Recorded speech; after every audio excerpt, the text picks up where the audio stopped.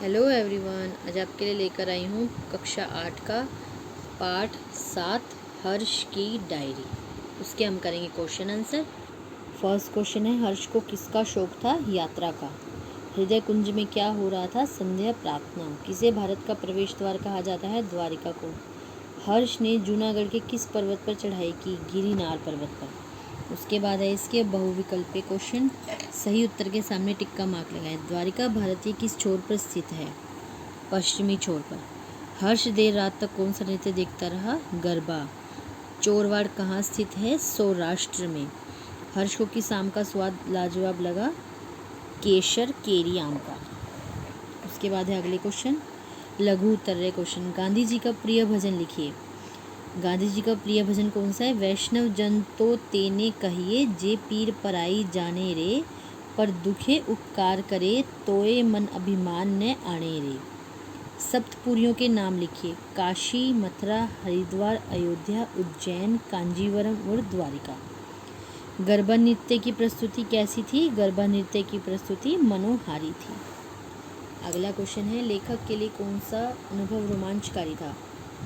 लेखक के लिए रोमांचकारी अनुभव कौन सा था? समीप से शेरों को देखना, पास से शेरों को देखना। तो अब हम करेंगे इसके दीर्घोत्तर प्रश्न। गांधी जी के आश्रम पहुंचकर हर्ष ने क्या देखा और महसूस किया? लेखक जब साबरमती के तट पर बने आश्रम में पहुंचा, वहां हृदय कुंज में संध्या प्रार्थना हो रही थी। गांधी जी के इस प्रिय भजन को सुनकर उसका हृदय गदगद हो गया। अगला क्वेश्चन है, द्वारिका के बारे में लेखक ने क्या बताया है?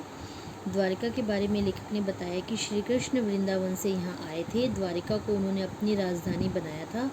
काशी, मथुरा, हरिद्वार, अयोध्या, उज्जैन में कांजीवरम के साथ साथ द्वारिका को भी सप्तपुरियों में प्रस्थान प्राप्त है। द्वारिका भारत के पश्चिमी छोर पर स्थित है। इसे भारत का प्रवेश द्वार भी कहा जाता है। यहीं सुदामा अपने मित्र कृष्ण से मिलने आए होंगे। हर्ष ने गिरिवर पर्वत की यात्रा कैसे पूरी की? हर्ष ने गिरिवार पर्वत की यात्रा सुबह जल्दी तैयार होकर 3500 फुट की चढ़ाई पार करके की। भ्रमण के लिए चोरवाड़ विशेष स्थान था। कैसे? भ्रमण के लिए चोरवाड़ विशेष स्थान था। नागरबेल और फल फूलों से लदे हरे भरे बगीचे, गन्ने और गेहूं के खेतों वाला चोरवाड़ बहुत सुंदर था।